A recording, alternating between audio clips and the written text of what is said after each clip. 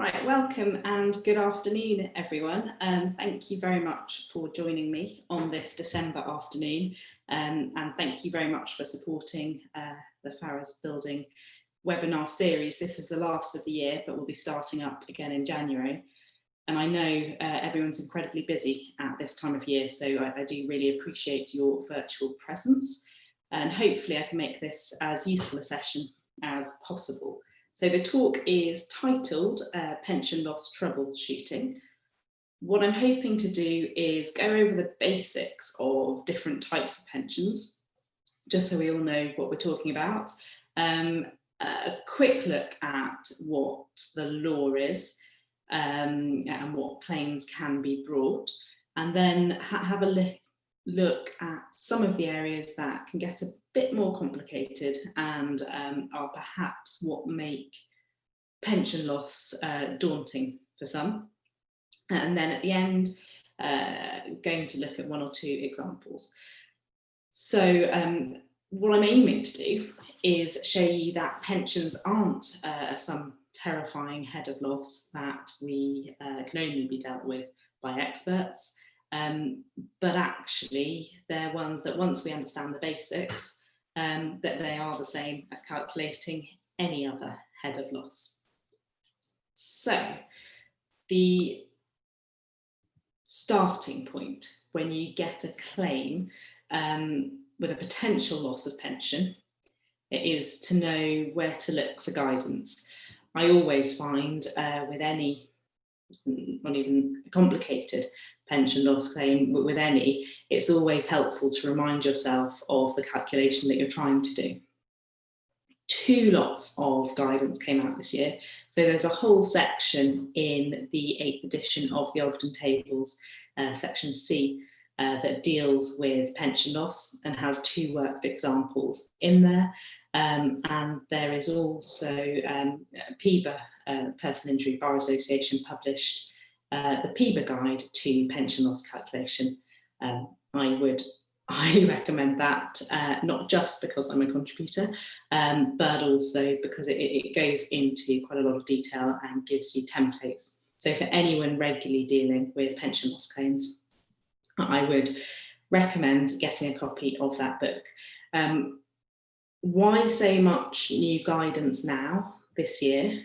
Well, largely because in the last few years, pension loss claims have become a lot more significant than ever before.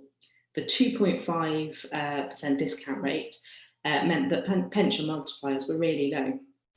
And so often in the claims that the loss would have been minimal, and some might have thought it wasn't worth the effort of even bothering to put that calculation into the schedule. As an example of how the discount rate changes things, say for a 40-year-old man with a retirement age of 68, his pension multiplier at the moment is 19.77. But if we were to go back to a 2.5% discount rate, it was 6.81. So that's almost 3 times the amount, so that the pension claim would be 3 times bigger now. But it's not just the discount rate changing. Also, we've got a lot more people with workplace pensions as a result of auto-enrollment. So they play a bigger role in our day-to-day life. Now, this webinar is purposely fairly light on the law, and I'm trying to make it a more practical session, but we can't really talk about pension loss without mentioning Parry and Cleaver. So it's still the leading case when it comes to understanding the law behind pension loss and the nature of the claim. And the phrase that you'll have heard is that a pension is a form of insurance. That comes from Lord Reed's judgment, and it still hasn't been overturned despite the issue reaching the higher courts a number of times in a lot of the other well-known cases, so Orty, and National Coal Board, Longdon, there are a few others, Dews and Smoker and Wood and British Coal Corporation. All of those approved that line of Lord Reed's judgment. Now, the main principle that comes out of that is that when a claimant after an accident has to retire early and starts receiving an ill health pension, then that ill health pension is not to be deducted from the loss of earnings claim up to retirement. So it's a different story after retirement, and that's because I think that the words used in Longdon is a different accounting period. So after when the claimant would have retired anyway, you can deduct what the claimant is now receiving as an ill health pension from the claim that the claimant would have accrued but for the accident. So that is Parry and Cleaver. Now, when you're coming to calculate a pension loss claim, the first step is you want to know what types of pension the claimant had. So there are two main types of pension, defined benefit schemes and money purchase schemes, and we'll come to deal with those. But I've said here, don't forget state pension. It's always something to bear in mind. Money purchase schemes can also be called defined contribution schemes, in case there's any different wording on yours. And perhaps also important to mention that a number of claimants will have a number of different pensions. For example, the doctor with a nice NHS defined benefit scheme pension, but they were also paying money separately into a private money purchase scheme. Or someone who taught for a number of years and so accrued a teacher's defined benefit scheme pension, but then they went into work consulting for a big company and would have been auto-enrolled into a money purchase scheme pension by their workplace. So that's the first step, to look at what you've got, just looking for a moment at what each of those means. So defined benefit schemes, these are becoming rarer, and now they're only really for the professions listed there on screen. There are a few others, but those are the main ones. And these are pensions that perhaps historically, this is what we think of as a typical pension. They are based on a proportion of the pensionable pay accrued over a length of service that's then paid from a retirement age, usually with the option of commuting a tax-free lump sum at the start of retirement. Now, those historically were called final salary schemes, so they were based on the final salary that a claimant was on.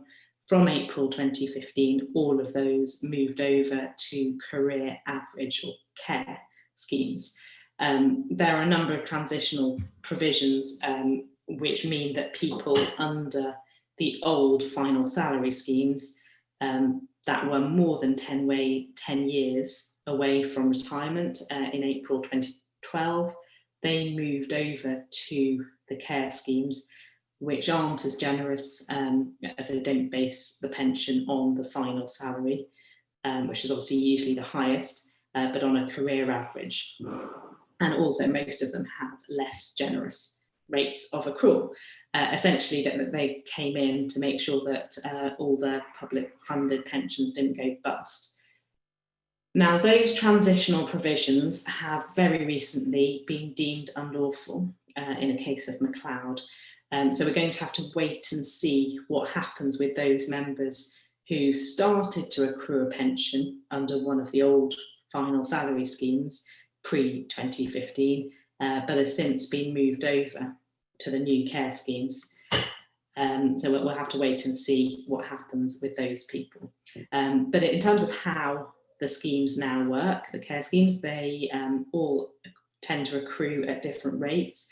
So, for example, the Armed Forces pension scheme, currently there's a rate of accrual of 1/47th of pensionable salary, for each year, or under the NHS scheme, it's 1/54th. They all have slightly different accrual rates. Now, all of those schemes have a lot of information online about how they work, and that's definitely the starting point. When you know if a claimant is a member of one of those schemes, you probably want to start by looking at the information online. They're usually quite basic leaflets explaining how those pension schemes work, and all the different benefits that they can give a claimant. So you can work out from those and start to piece together what the position would have been but for the accident and what the position is now. I also would say for all of those professions listed on the slide, so armed forces, civil service, fire service, etc., all of those have individual sections within the PIBA guide. So if you find yourself regularly dealing with those type of pension loss claims, then that's definitely something you might want to have a look at. So that is defined benefit schemes. In terms of what a money purchase scheme is, well, essentially this, and it's what's a lot more common nowadays, these are essentially a way of investing money and getting some tax relief on that investment, and that investment to be paid back to you at a later date when you stop working. They can be personal schemes that a self-employed person pays into themselves, or an employed person decides to set up a separate pension themselves, or a workplace one which an employee is auto-enrolled into and an employer also pays into. So the money you get back from those depends on obviously how much has been put in over the years and how the investments are performed, and then when and how you decide to take the investment. As I say there on the slide, it's not a loss of pension as such. So it doesn't fit with the definition of a pension in Parry. It's something new and different. And as such, what you can't claim for is the money that you would have got at a later date. Workplace, as I say, workplace money purchase schemes, where there's auto-enrollment and the employer is putting in contributions, there is potentially, and often there is, a claim for lost employers' contributions, which is a valid claim. What's not a proper claim is the lost investment opportunity under these money purchase schemes. I know that there are still a few experts out there producing reports purporting to support such a claim, that they're not legally sound. And I think that's pretty much been put to bed by the new guidance in the PIBA guide and in the Ogden 8th edition explanatory notes. So in terms of what happens with the workplace money purchase scheme, well, nowadays the majority of people are auto-enrolled. Apparently it's very rare for people to drop out. So I think Nest, which is by far the biggest money purchase scheme provider, there are others, Nest isn't the only one, but it's the one that most people know about. The Nest data online for the 2018-2019 year showed that there was only a 7.4% opt-out rate. So the majority of people, if they're auto-enrolled by their employer, decide to stay in the scheme. In terms of what the minimum contributions legally are at the moment, that is 3% by employers on qualifying earnings. And yeah, what you can claim is the lost employers' contributions The PIBA guide authors suggest that actually that is a claim that's best put within the multiplicand for the loss of earnings. It doesn't have to be. You can set it out as a separate head of loss. But if you are going to set it out as a separate head of loss, so you've got your loss of earnings claim and then your lost contributions claim, don't call it a pension loss. It isn't technically a pension loss. It's lost employers' contributions to the pension scheme. So that's that. In terms of state pension, so the full state pension at the moment this year is £175.20 per week. To get that full amount, you need to have 35 qualifying years of either paying national insurance contributions or getting national insurance credits. To get any state pension at all, you have to have at least 10 qualifying years. And once you've hit that mark, then it's accrued at 1/35 for each qualifying year.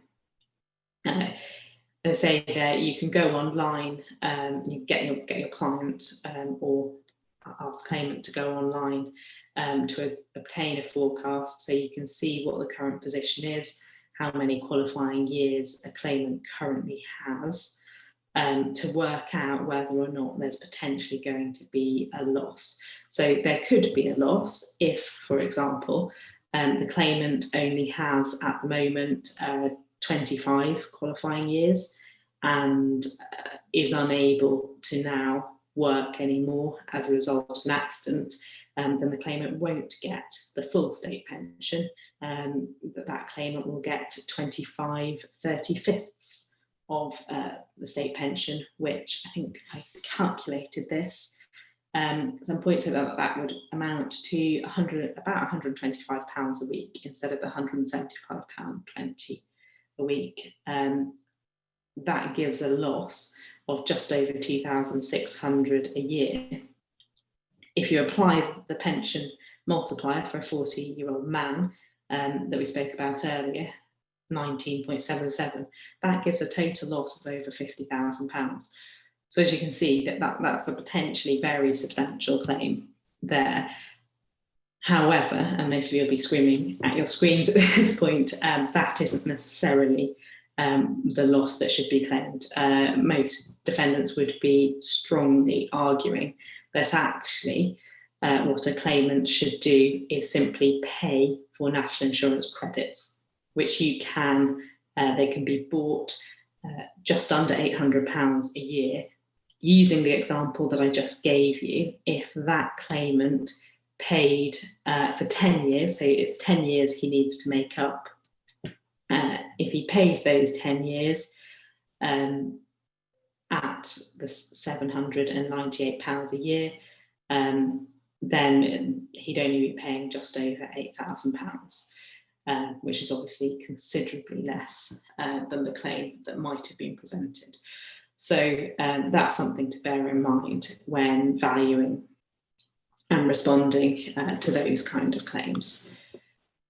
Now, the first common difficulty that I wanted to deal with, and it's a quick one, it's something that is so often forgot in schedules that I see, and this is when looking at a claim for lost employers' contributions to a money purchase scheme. Often the person doing the calculation will just have applied 3% to the gross salary. You're not taking the claimant's gross salary, it's 3% of qualifying earnings. Now that currently in this tax year is between £6,240 and £50,000. It obviously might change next year. So if you've got someone, as an example, whose gross salary was 100,000, it's still only going to be 3% of 43,760, which is the 50,000 minus 6,240. So that 3% of that figure gives you a potential £1,312.80.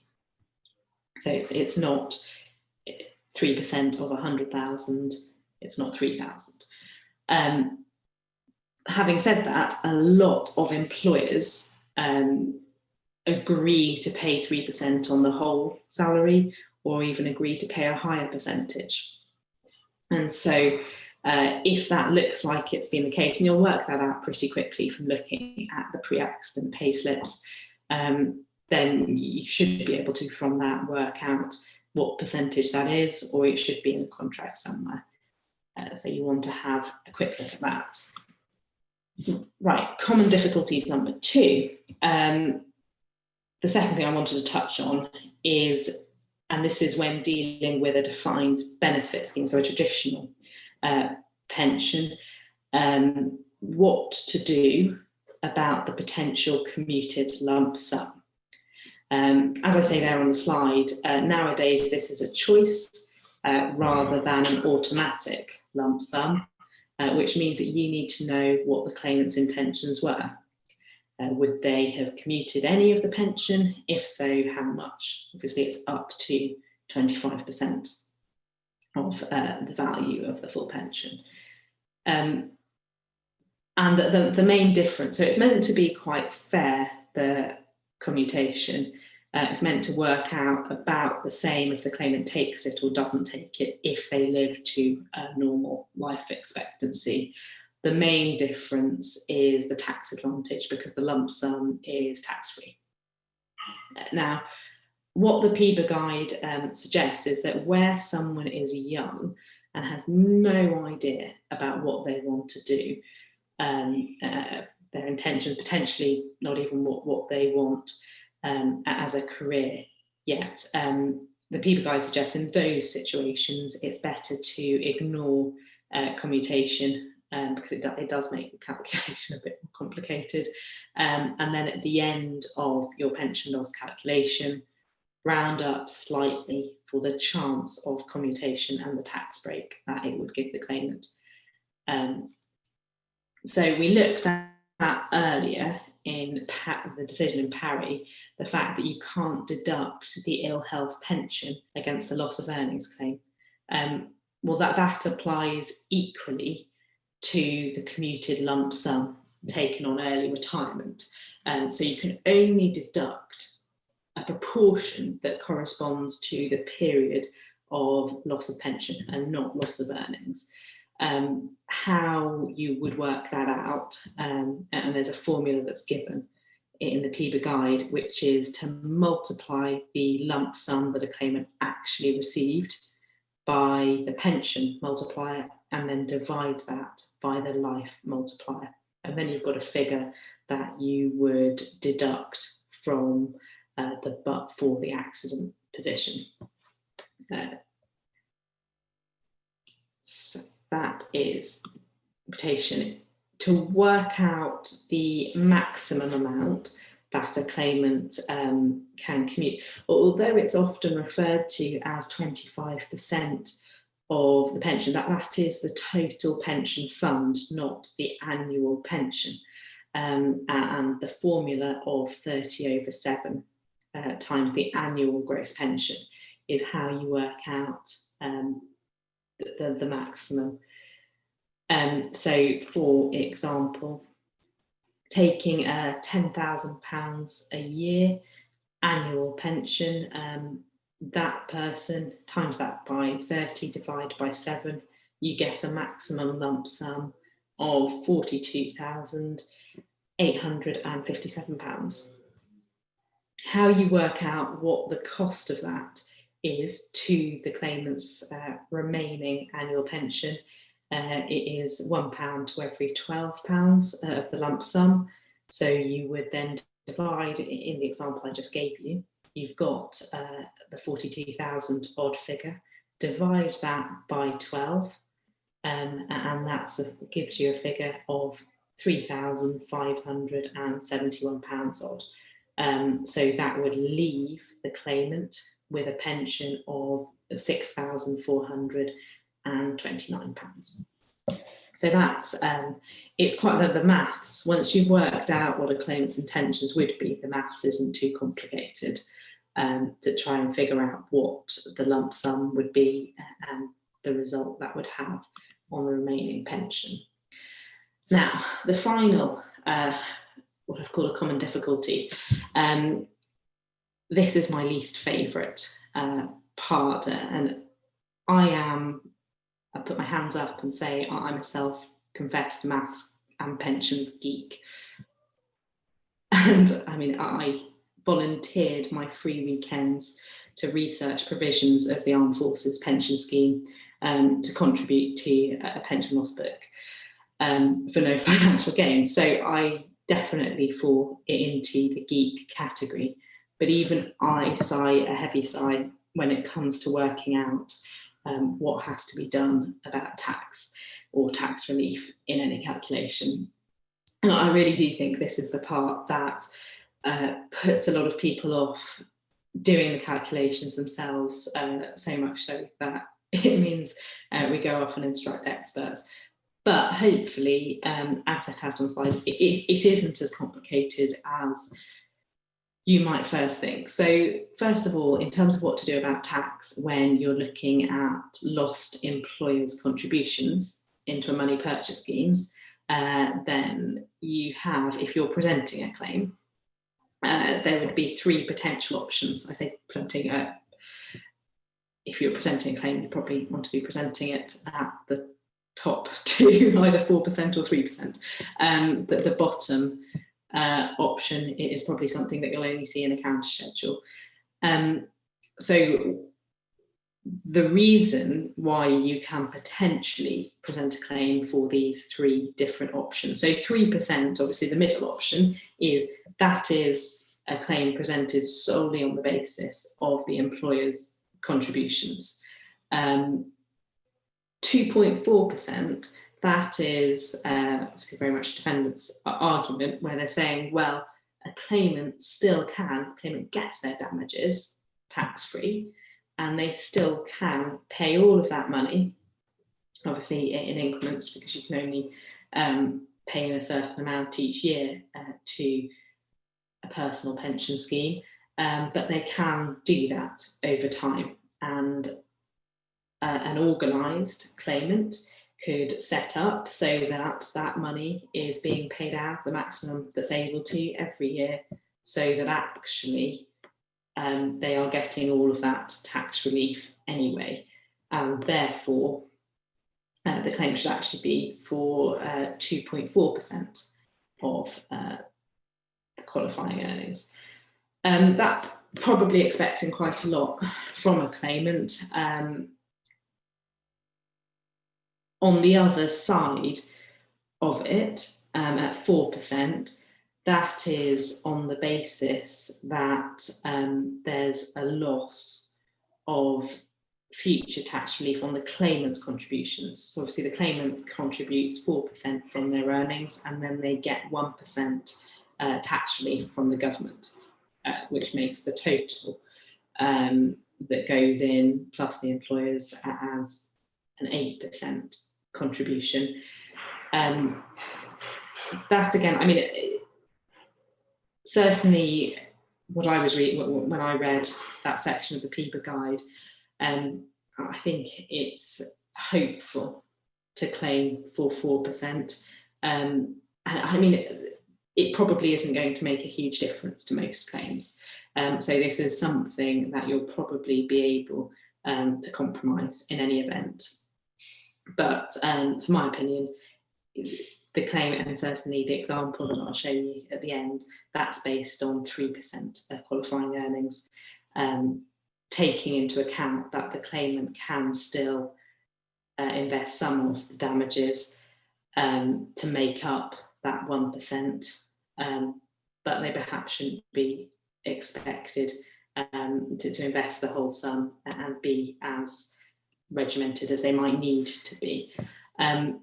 Having said that, if a claimant was making large contributions every year into a money purchase scheme, then it's likely that the tax relief would have been more significant, and that's going to have to be worked out properly and accurately to fix an earnings multiplicand.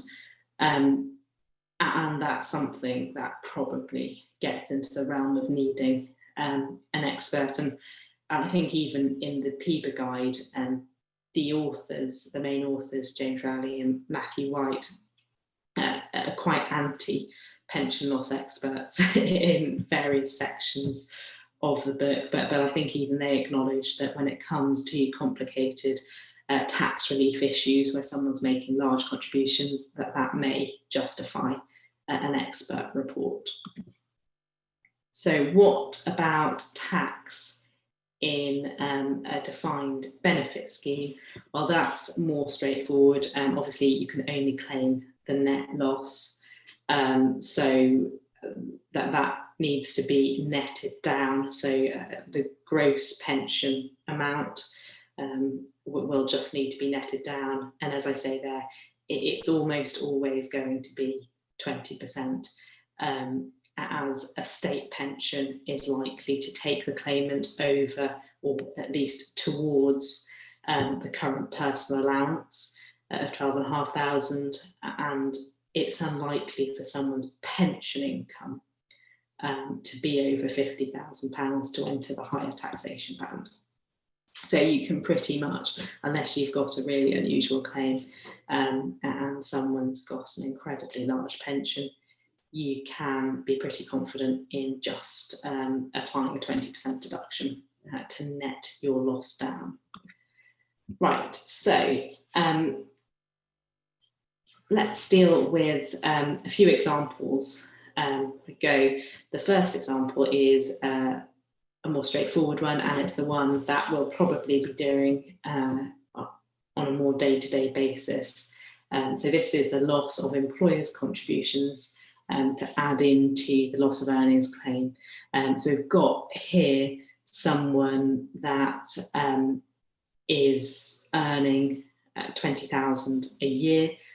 The net figure of that, and I always use, I just use an online tax calculator. It's uktaxcalculator.co.uk to work out net sums. It's incredibly accurate, and it has all the details of what the national insurance contributions would have been, and what the tax would have been for your gross sums that you're putting in.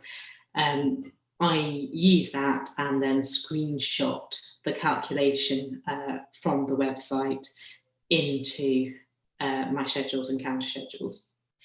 And that's something that I think is quite helpful to a judge. So gone are the days where we have to get out facts and figures and work it out to the nearest £10. It's actually a pretty easy and very accurate way of doing things. And I think that's universally acknowledged now. So that's how I got the 17,242 figure from UK Tax Calculator. That would ignore the claimant's own saved contribution. So that 17,242 figure may not be what the claimant's payslips add up to, the net amount the claimant received, because the net amount a claimant receives will take out and deduct the claimant's pension contribution. So what you want to make sure those aren't taken off when you're netting down. Then to work out what the employer's contribution is, so here I'm using the 3% as suggested. The qualifying earnings are £11,000 and £11,002. 330 is what I make the employer's contribution, and that gives a total annual net multiplicand of 17,572. So you would then obviously that's your annual loss. You then, if you're calculating a future loss of earnings claim, you would use the loss of earnings multiplier that you will calculate based on whatever retirement age you are contending for, and applying an Ogden table A to D reduction factor. So that hopefully shows how you can just add in the 3% into your total multiplicand, and it's not a complicated step at all. In terms of a more complicated example, I've taken here an example from the Armed Forces Pension Scheme, mainly because that's the section I contributed to what I wrote in the PIBA guide. And so Armed Forces pensions are what I know best, but what I would caution here is that the Armed Forces Pension Scheme has its own peculiarities. They're all slightly different. So the teachers, the NHS, the judges, the Armed Forces schemes all have their slight quirks. The Armed Forces is different to acknowledge the fact that people generally can't have a long service. It's very generous if someone has to retire due to ill health when they're serving. And it also has something that none of the other pension schemes have, which is called early departure payment. And that's to acknowledge the fact that very few people can have long army careers. Most people would just do a few tours and then be out and be finding alternative jobs. So it's rare for someone to be in the armed forces until a late retirement age and then not do anything else. So this example here, we've got a claimant at aged 50, and we are saying they are one of the unusual people who would have continued in the armed forces until 60, which in the armed forces, 60 is the normal retirement age. Their earnings are at the moment 55,000. They would have gone up in the last 4 years at 60,000. And I should say here that whatever, so your pension loss should be completely married and linked to the employment and the loss of earnings claim. So whatever you're contending for, whether you're for the claimant or the defendant, whatever you're saying for the loss of earnings claim, that should follow for the pension loss. And so a judge will marry the two together. There'll be findings of fact as to what, when you balance everything up, what's the balanced assumption for when the claimant would have retired? What's the balanced assumption for what the claimant would have earned over the next 10 years?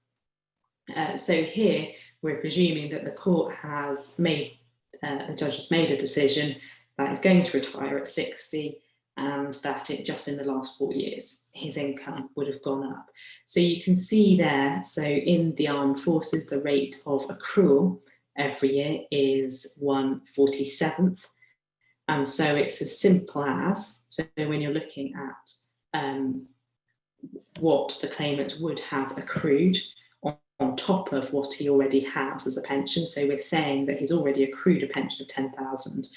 How you work that, that's a matter of fact, what a claimant's already accrued.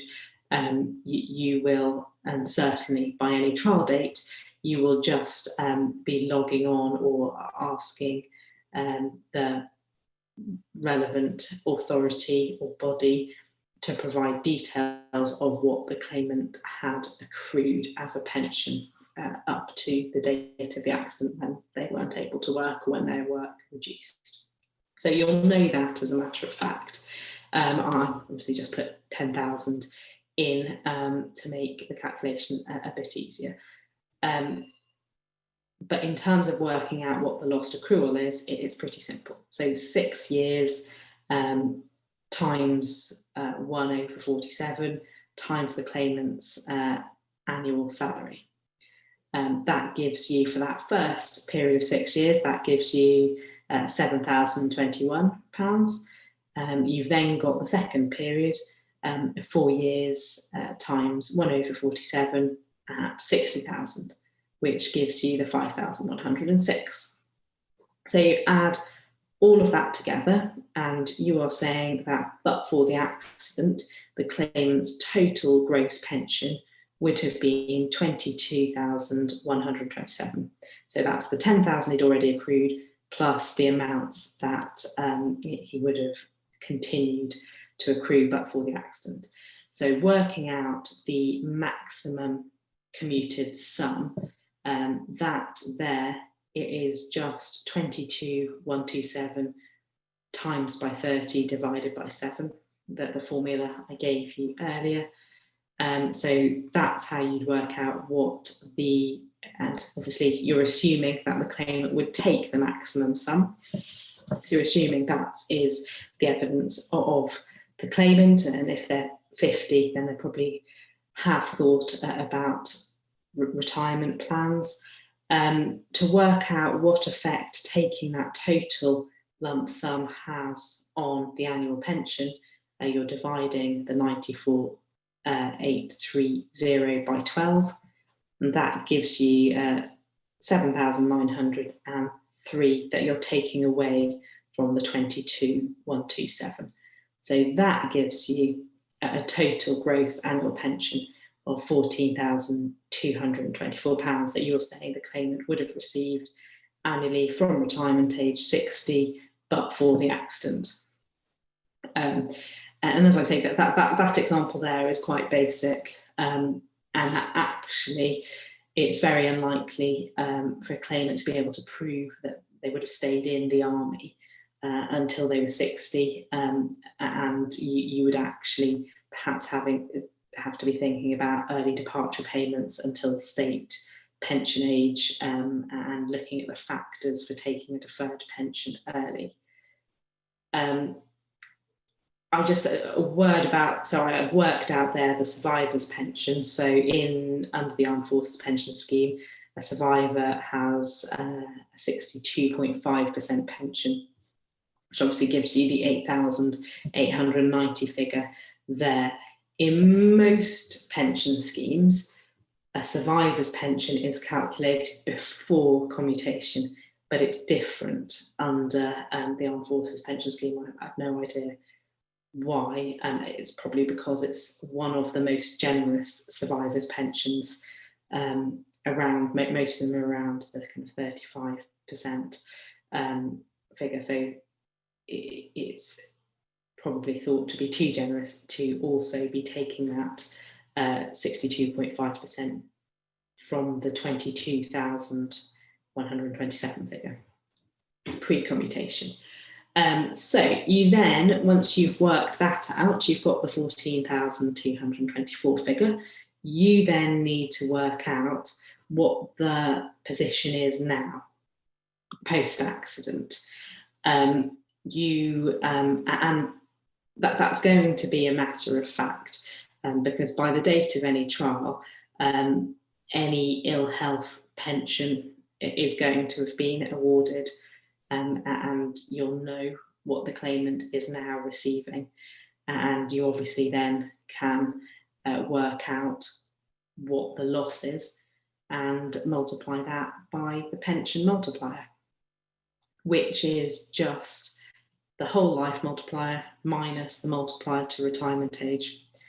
In terms of when you're presenting these claims, I mean, obviously, as I say, there are templates in the PIBA guide, but you're wanting to look also, so not just the annual loss that the claimant has for the rest of their life, but also the loss of any lump sum, and then the loss in the survivor's pension for the survivor's life, if the survivor has a longer life expectancy, that then you can also add that in.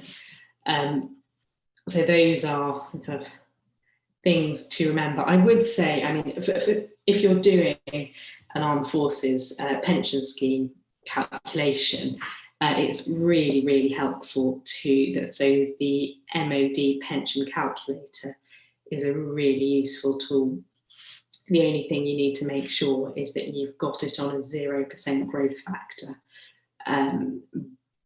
because you can't, obviously, under England and Wales law, you can't take into account future inflation other than the Ogden factors. So yeah, I'm just having a look at, I've got a question. So how do you deal, and I'm really sorry, I was meant to right at the start tell you that there's a question and answer function, and I'm happy to answer questions. We are now roughly at the end, so it's a very good time to be asking questions, so thank you very much to the first person. So how do you deal with armed forces claimants who are in a number of different schemes? Well, that's what you need to round up at the end. So if they're in the historical schemes, so there was the Armed Forces Pension Scheme 1975 was a final rank scheme, so their salary was based on what rank they were when they left. And then the 2005 scheme was based on final salary. There may well be a loss under those schemes if the claimant has gone on or would have gone on but for the accident to have a higher final salary or a higher final rank. And that should be pretty easy to calculate. You'd still have all of that information, A, in terms of what they've accrued already, and B, it's quite a simple calculation to work out what the position would have been had they gone on to increase their rank and increase their final salary. And that's something you can tie up at the end. I mean, it's, I think, probably a good idea to work out. The care scheme will probably be the biggest loss because that's the scheme they'll be accruing years to. So that the old schemes, a claimant wouldn't be putting any more years towards that. It would just be the final salary or the final rank. So that's how that would be affected. Hopefully that answers your question. Right, is there anyone else? I'm happy to field questions as far as I can on anything pension related.